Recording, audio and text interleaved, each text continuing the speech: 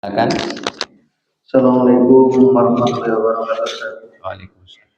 Pertanyaan yang pertama Pak Ustadz, apakah orang yang telah meninggal mendengar perkataan orang-orang yang masih hidup? Mendengar. Kalau ada ayat bunyinya begini, innaka la tusmi'ul mauta, artinya begini. Orang-orang di dalam kubur itu mendengar. Pertama dalilnya, kita kalau datang ke kuburan tadi yang udah saya ucapkan, kita kalau datang ke kuburan ngucapin apa? Assalamualaikum. Mereka menjawab kata Nabi, tapi kita tidak mendengar. Yang kedua, dalam hadis Sahih Bukhari Muslim, ketika orang-orang pasukan dari peperangan Badar, orang-orang kafir yang udah mati, dimasukin ke dalam sumur, Rasul berkata, hal wajadtum ma wa'ada rabbuna haqqa. Qad wajadna ma wa'ada rabbuna haqqa. Kalian, bagaimana kalian sudah mendapatkankah janji Tuhan kami benar? Nabi mengajak ngomong sama mereka. Maka Umar bin Khattab berkata, ya Rasul, apakah mereka mendengar? Iya. Walakin la nasma. Kita tidak bisa mendengar. Mereka menjawab. Nah, sementara kalau ada ayat kayak begini, ya, apa ayatnya? Innaka la tusmi'ul mauta walakinnallaha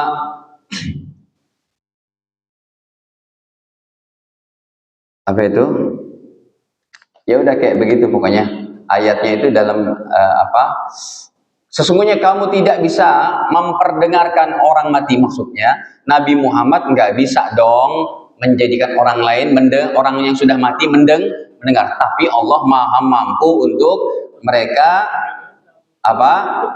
bisa mendengar. Begitu jawaban dari maksudnya tentang permasalahan ini. Jadi ayatnya itu saya belum ketemu nih ayatnya, saya lupa.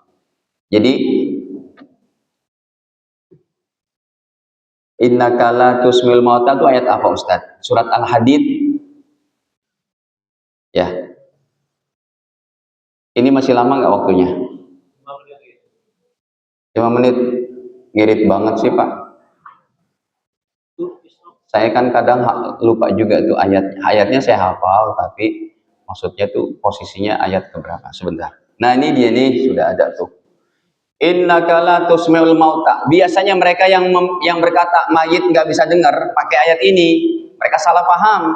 Innaka la tusmi'ul mauta. Wahai Nabi Muhammad, sesungguhnya kamu tidak bisa menjadikan si orang mati mendengar. Ya betul lah. Nabi Muhammad mana mampu jadikan mereka bisa mendengar. Yang bisa menjadikan mereka mendengar siapa? Walakinnallah wala tusmi'us summa, ya. Dan juga kamu tidak bisa menjadikan orang yang tuli itu menjadi mendengar, tetapi yang bisa menjadikan mereka mendengar siapa? Allah, kan begitu, ya. Baik, dah itu jawabannya diantaranya. Silakan. Ustadz, apakah Rasulullah SAW ketika wafat mengucapkan kalimat tauhid? Nabi SAW peringkatnya sudah khusus, tidak memerlukan yang begini.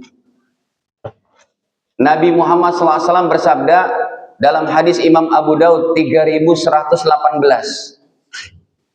Beliau katakan bahwa man kana akhiru kalamihi la ilaha illallah dakhalal jannah. Siapa orangnya yang akhir hidupnya dapat ngucapin tuh.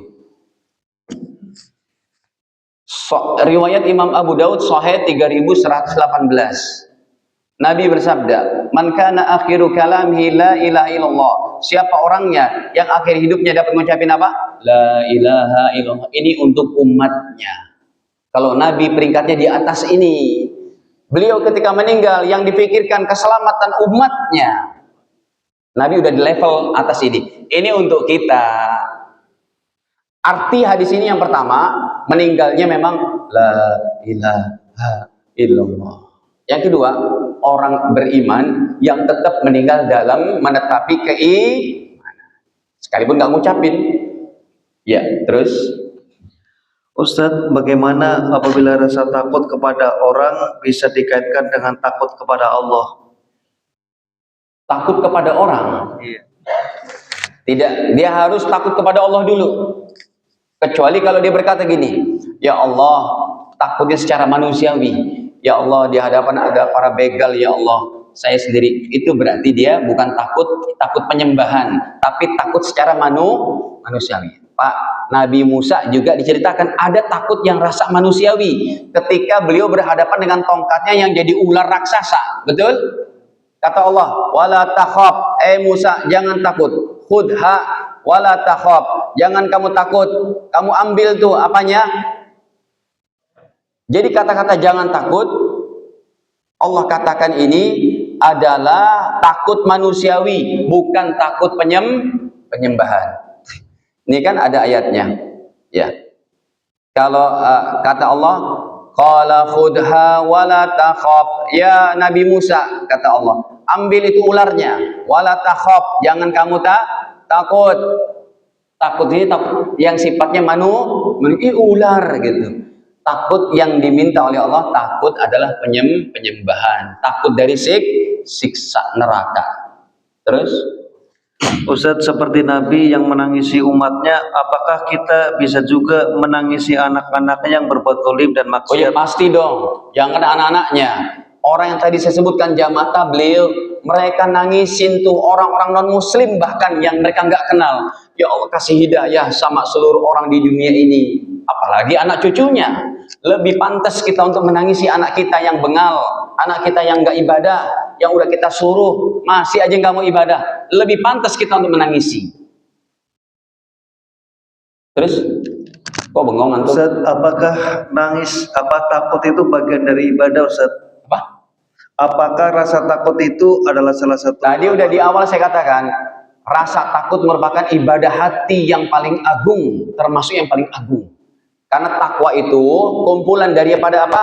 Iman, sabar, ikhlas, harapan, apalagi tawakal dan takut. Itu ibadah-ibadah hati semuanya. Terus? Iya, sudah Ustaz. Ya, saya kira saya buru-buru. Udah, ya, Bapak Ibu sekalian.